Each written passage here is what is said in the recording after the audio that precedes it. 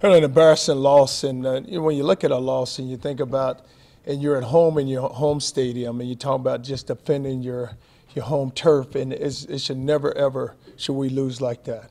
And you have a football team that it's my fault that I didn't have them prepared and they were not focused, but it's not an indication of the type of team that we have. And I can remember I was standing there at pregame warm-up, and I said something to one of our coaches. I said, we're not ready to play. I want you to blow this whistle in about 1 second. I'm going to send them back in the locker room. And I did that one time at University of Louisville. I sent them back in the locker room because I knew our team wasn't ready to play. And I said to our football team, I said that, with this coaching staff, not last year, not being here, we look like we're taking this game more personal than you are. But it's just our leadership and just how much further we have to come with our leadership and get guys that need to lead this football team, and where the seniors need to take ownership.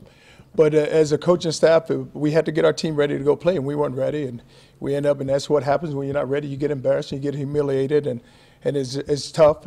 But we have to move on. We're getting ready to play an outstanding UCLA football team, UCLA, and you think about the quarterback. He's a Heisman candidate, but it's going to be a big task for us. And now it's just how we're going to bounce back from this loss. Coach, what is the status of David Ash? We saw him on the sideline Saturday. Is there a determination about his ability to play? Well, right now David is indefinitely out, and until the doctor's, the doctor's going to make a decision. But Tyrone's our quarterback, and he's going to be our quarterback, and we're just going to go with him. Charlie, you've been here 2 games now. Do you feel the honeymoon's already over? Yeah, but the honeymoon, I don't even know if I ever had one. Did I ever have one? No, it's when you had a program with a lot of passion and a lot of pride and a lot of tradition, that's what you expect, and I'm never going to look at it any different. Whether we were 2-0 sitting here right now, we're not going to coach any different. We're going to continue on.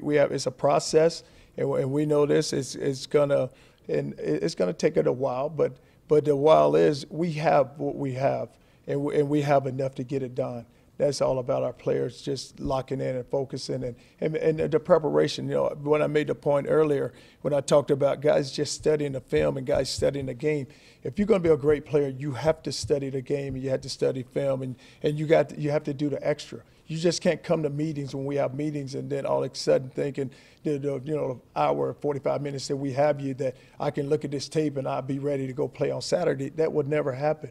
You had to put in your time.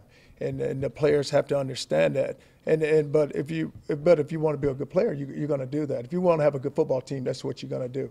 And that's why, as a coaching staff, it's our responsibility to get it done. I talk about accountability and responsibility all the time. It's on the coaches too. We're held accountable. I mean, I'm telling you right now, I'm just eating up inside because of that performance the other night. And it's hard for me to get over it. And I can't let one loss beat me twice. And I know at some point I have to get over it, but it's hard for me to get over it right now. Just because I just know this, that's not an indication of how good this football team is or where this football team is at.